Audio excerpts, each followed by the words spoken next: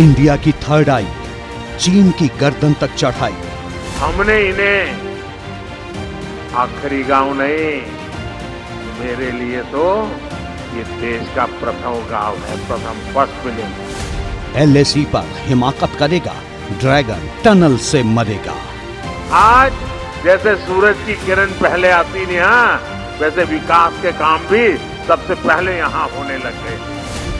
13,000 feet पर शौर्य, अब हर मंजिल आसान है। पूरा नॉर्थ ईस्ट देख रहा है कि मोदी की गारंटी कैसे काम कर रही है। ये आवाज बीजिंग तक जा रही थी। ये संदेश माओ के मुल्क के तानाशाह के लिए था। संदेश ये कि अब चीन का दौर बीत चुका है, अब हिंदुस्तान माओ के मुल्क की गर्दन तक पहुंच चुका है। प्रधानमंत्री नरेंद्र मोदी उसी तवांग में थे जहां से चंद किलोमीटर के फासले पर माओ के मुल्क की सरहद शुरू होती है।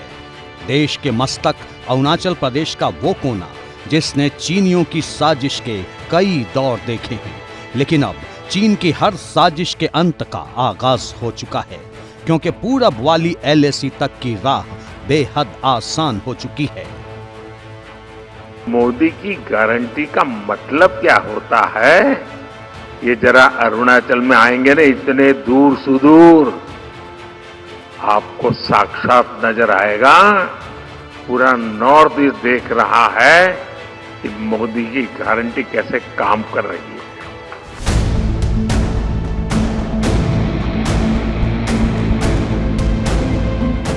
पहाड़ का सीना चीर कर तैयार ये वही सुरंग है जिसने तवांग ही नहीं बल्कि एलएसी तक के फासले को कई गुना कम कर दिया है। जानना चाहते हैं तो तवांग चलिए। बुलंदी का मुकाबला करती चोटियां और पसरी हुई घाटियां, आस्था और आध्यात्म को सीने में समेटे यही तवांग है।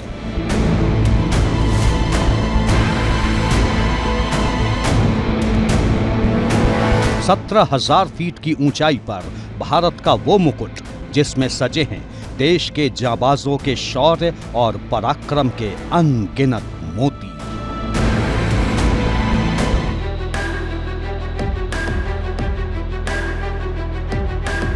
लद्दाख की तरह ही तवांग का जर्रा जर्रा माओ के मुल्क की साजिशों से वाबस्ता होता रहा है। पिछले कुछ सालों के दौरान सरहद के इस इलाके में जिस तेजी से चीन की चालबाजी बढ़ी है, उससे निपटने का इंतजाम भी उसी तेजी से हुआ है, और उसी की सबसे बड़ी कड़ी है सेला टनल। सेला टनल प्रोजेक्ट में 2 सुरंगें शामिल हैं। इनमें एक सुरंग 980 मीटर लंबी सिंगल ट्यूब सुरंग है, जबकि दूसरी 1.5 किलोमीटर लंबी है, जिसमें इमरजेंसी के लिए एक स्केप ट्यूब है। दोनों सुरंगों के शुरू हो जाने के बाद तवांग तक का सफर 2 से 3 घंटे कम हो गया है। टनल चीन बॉर्डर से लगे तवांग को हर मौसम में रोड कनेक्टिविटी देगी। बारिश और बर्फबारी के दौरान ये इलाका देश के बाकी हिस्सों से महीनों तक कटा रहता था। एलएसी के करीब होने के कारण ये टनल सेना के मूवमेंट को खराब मौसम में और भी बेहतर बनाएगा।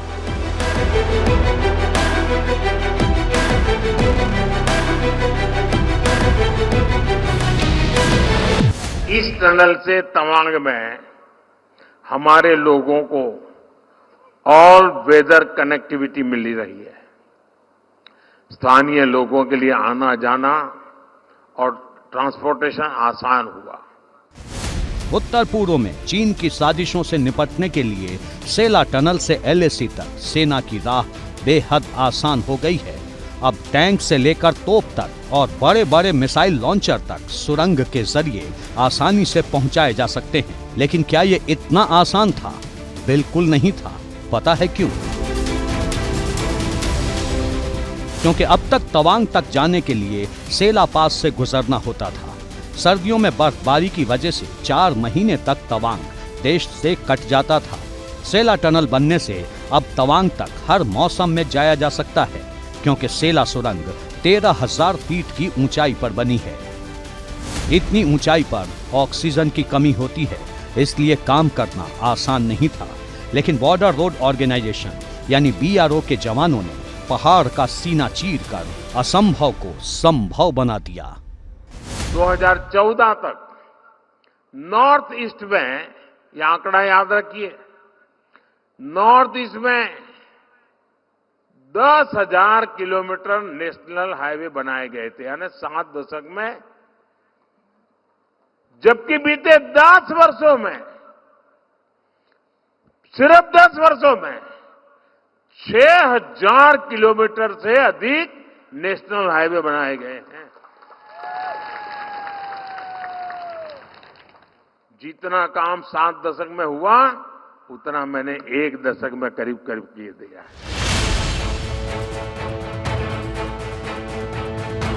9 फरवरी 2019 को प्रधानमंत्री नरेंद्र मोदी ने सेला टनल का शिलान्यास किया था। 1 अप्रैल 2019 से टनल का निर्माण शुरू हुआ था। इस बीच कोरोना काल की वजह से सुरंग बनाने में थोड़ी रुकावट जरूर आई।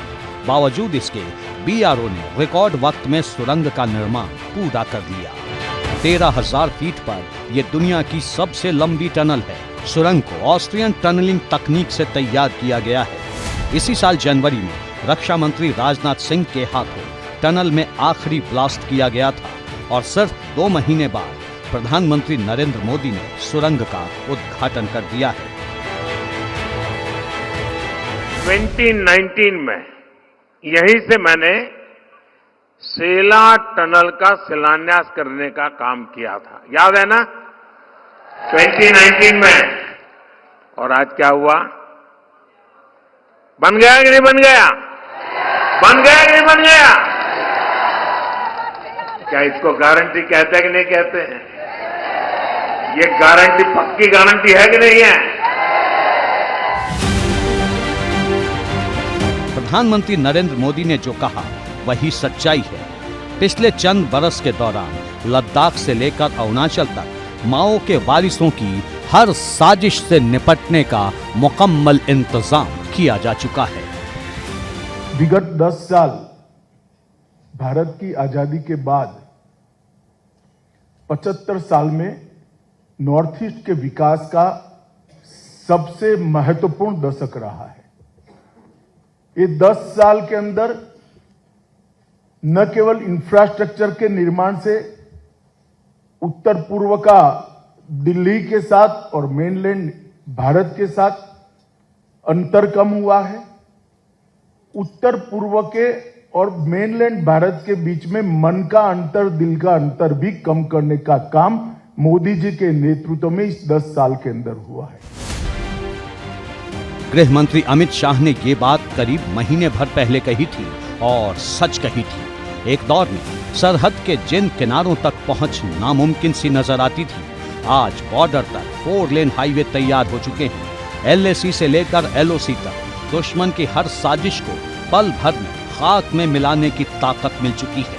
10 साल के दौरान सेना को मजबूत करने के लिए मोदी सरकार कैसे तत्पर रही है, इसे एलएसी से समझा जा सकता है। एलएसी की कुल लंबाई करीब 4,056 किलोमीटर है, जो लद्दाख से लेकर हिमाचल प्रदेश, उत्तराखंड, सिक्किम और अरुणाचल प्रदेश से लगती है। लद्दाख में भारत के इंटरनेशनल बॉर्डर की लंबाई 1,597 किलोमीटर, हिमाचल प्रदेश में 200 किलोमीटर, उत्तराखंड में 345 किलोमीटर, सिक्किम में 220 किलोमीटर और अरुणाचल प्रदेश में 1,126 किलोमीटर है। चीन के साथ लगती 3,500 किलोमीटर लंबे एलओसी को महफूज करने के लिए भारत ने 3,000 करोड़ के इंफ्रास्ट्रक्चरल प्रोजेक्ट्स पूरे कर लिए हैं। इनमें 295 रोड प्रोजेक्ट्स हैं, जिसके तहत पुल, सुरंगें और एयरफील्ड्स हैं। सेला टनल भी इसी का हिस्सा है।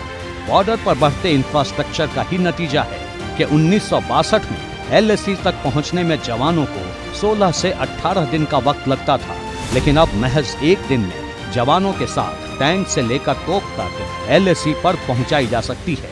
सवाल ये है कि ये कैसे हुआ? जवाब है दूरदर्शिता, साहसिक फैसले और देश का डिफेंस बजट। 1999 में देश का रक्षा बजट 45,694 करोड़ रुपए था, जो 2023 में बढ़कर 5,93,537 करोड़ रुपए हो चुका है। करगिल की जंग के बाद 24 सालों में डिफेंस बजट में करीब 13 गुना बढ़ोतरी हो चुकी है। लेकिन जवानों की ताकत इससे कई गुना बढ़ चुकी है। प्रधानमंत्री नरेंद्र मोदी की अगुवाई में सरकार ने कैसे सेना को ताकतवर बनाया, ऐसे समझा जा सकता है। फ्रांस से 36 राफेल विमान सेना में शामिल हो चुके हैं। देश का पहला स्वदेशी aircraft carrier INS Vikrant navy में कमीशन हो चुका है।